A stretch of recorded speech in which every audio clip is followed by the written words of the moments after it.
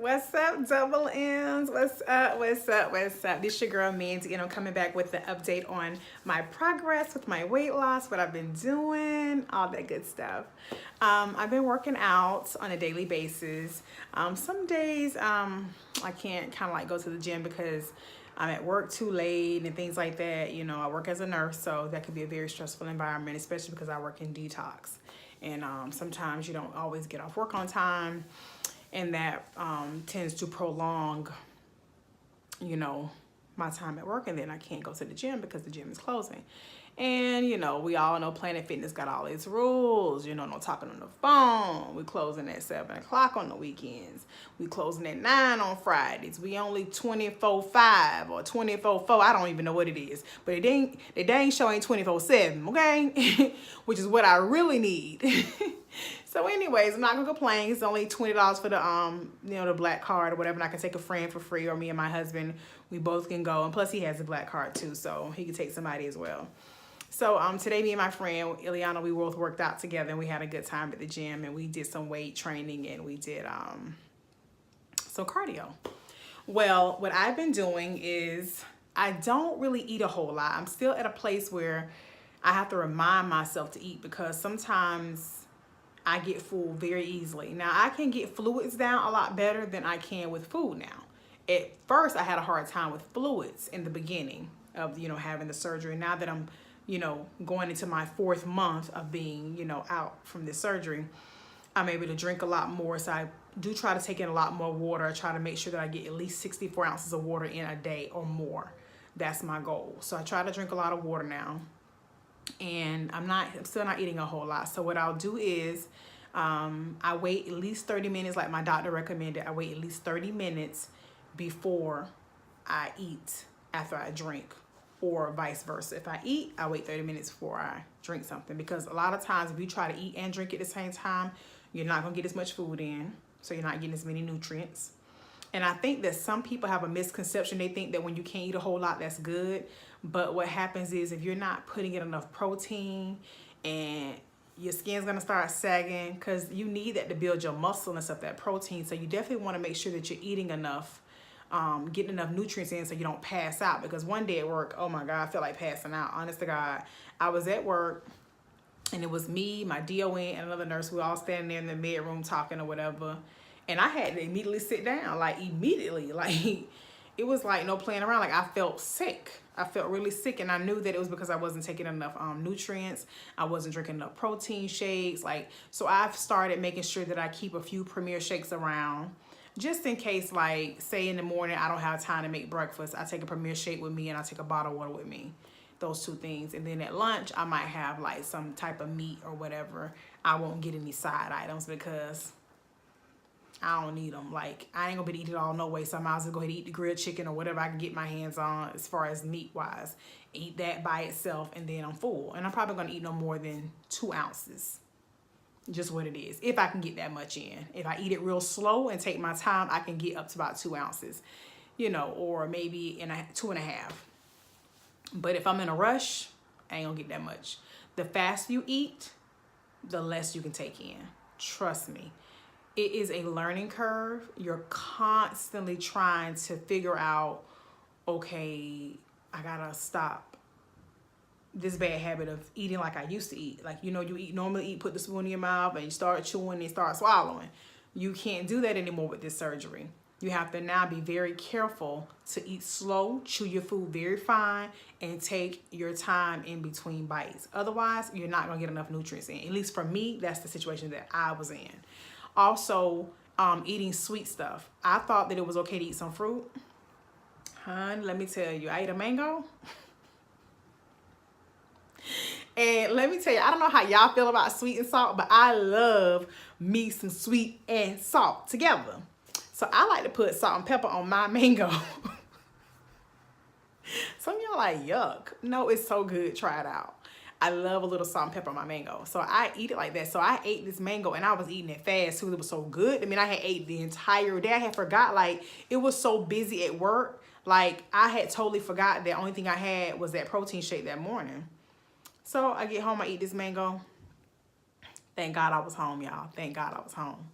Because when I tell you that I literally almost had like dumping syndrome. If y'all don't know what that is, we'll get into it. For those who trying to have this surgery, for bariatric surgery patients, or who's trying to, you know, lose weight, whatever. Let me just get into it with you, honey, because we're gonna get real right now.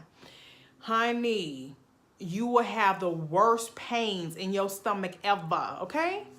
I felt like I wanted to go to the hospital. I was in so much pain. And it makes you go to the bathroom. Like, you're going to be going and going and going. Like, I'm telling you, you do not want to do that ever. Like I said, it's a learning curve. You learn. Mango, no. At least not like that. I think the mango was a little too sweet for me. And then I added that salt and pepper. It had my stomach burning. Ooh, it was too much. Yeah, that was a bad experience. So you have to be mindful of that as well. Also, don't eat till you full. Don't eat till you full. When you know you good, you satisfied, you know you're not too full, but you know you okay, you might have another bite, go ahead and stop. Because you don't want to start eating past, you know, the full mark and stretching your stomach out, and you know, you start eating more food. Like, you don't want to get into that either. So you want to make sure you be mindful of that. Also, carbonated beverages are a no-go. I didn't drink sodas real heavy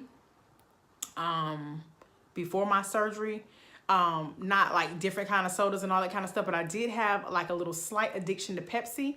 My husband, somebody had turned my husband on to putting like my husband worked night shift, so somebody turned him on to putting what is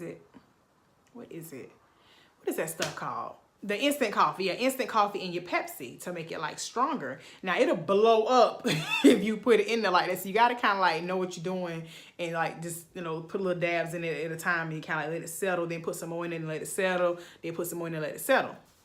Well, anyway, it tasted really good to me, and it would amp me up because I used to work overnights at that time as well. So it would amp me up to the point where I would be like, oh my God, like I like the way it give me energy. Like I can kind of like get through my shift. And I kind of like became a little addicted to that. Like I used to always want me some coffee and Pepsi together. But after I had this surgery, I cut completely all sodas out. Like I don't even do sodas because I'm so fearful of that even stretching my stomach, or, you know, and then the carbonation. Like I had a drink one day from a place me and my husband was going out to get lunch, and it was like a fruit drink, but it had some type of carbonation in it, I believe. And when I sipped on it, I could just feel it like swelling up in my chest a little bit, like I almost wanted to burp instantly. So I was like, So I don't even do carbonation beverages at all. That's another thing I wanted to tell you. What else can I tell you?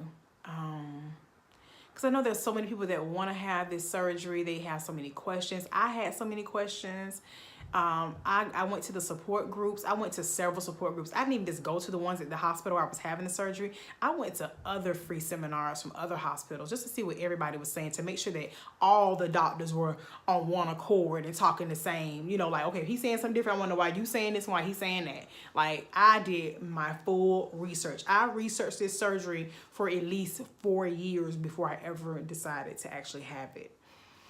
And you know, it's important to start losing weight on your own. And people sometimes think, oh, you're taking the easy way out. You know, you having this surgery, you ain't doing nothing. It's doing everything for you. That is a bald-faced lie. Okay? Let me just tell you that. Because that scale will stall, that weight will stall when it want to stall, like every other person out there who's experiencing a plateau, or they feel like the scale ain't moving no more, they're having issues. It will do the same thing for you if you don't get to moving it. The weight will come off slowly. It's up to you. If you're eating right, you're working out, taking good care of yourself, then you're going to see faster results than somebody who's probably not working out, who's probably just eating right, but they don't want to go to the gym. They don't do any type of exercise. They live a sedentary lifestyle. Then guess what? You're going to see better results than them. So it's all about what you put into it that makes it the best results possible. Another thing that I would recommend to people who get this surgery is follow your doctor's orders. So many people I saw in my support group was doing all kind of crazy stuff after their surgery. Like me, I had a bottle of water with some crystal light in it. That's what they give you at the hospital, whatever. I could almost have that bottle of water for a whole week because my stomach was just that tight in the beginning, because when you initially have the surgery, your stomach is tight. You can't really get anything down. You are on broth. You are on liquids constantly. You know what I'm saying? And you just want to follow your doctor's recommendations so that you don't pop any stitches, you don't cause any leak in your pouch, you know, because them kind of things can be serious. You know, you're gonna have right lower abdominal flank pain. You're gonna have that initially too, because you just had surgery. So, you know, you're gonna have that kind of pain. That's to be normal, but just make sure that you follow your doctor's orders and that you are staying consistent with what they tell you to do, because so many people be on these social media groups talking about the surgery, and I just be like laughing sometimes. I'm like, you did what? You eating what? You know, and I know everybody's a work in progress. Everybody ain't always focused on what they're supposed to be doing. I'm guilty of it myself sometimes. Sometimes I might want to have a mashed potato and gravy from Popeyes, you know, and I know I need to be eating some protein. I don't need no carbs. But hey, you know, you have your days. But I make sure that most of my days are consistent with what I'm supposed to be doing. That's what I make sure. 6 out of 7 gonna be definitely on point, because I'm at this point, my mindset is my health is my wealth. And if I don't get that in order, and if I don't take that serious, then my time on this earth can be cut short. I know that God has the expiration date for everybody, but you can also put in some effort to make sure that you live your best life by taking care of yourself. You know what I mean? So that's why that's so important to me, to take care of myself and to just make sure that I'm doing what I'm supposed to be doing and eating right and working out every day. So I'm really happy about that. I've gone from 290 pounds. I am now 227 pounds. So the weight is steady coming off because I'm being consistent. And I noticed that when I'm not consistent, like if I'm not going to the gym today, or if I take a couple of days off, my weight, it kind of like, it'll just sit, you know, just sit. But if I start amping it back up again, doing what I've been doing, just keep rolling, the weight it'll keep coming. So I just know I just stay on it, and that's what I'm gonna do. That's exactly what I'm gonna do. I'm gonna go ahead and sign out right now. Double M's, I love you guys. If you guys have any questions about the weight loss surgery, if you're thinking about having the surgery, you know, let Mandy know, because I will answer any questions you may have. If I'm able to answer any information that I have, I can share that with you as well. So, you know, just hit your girl up.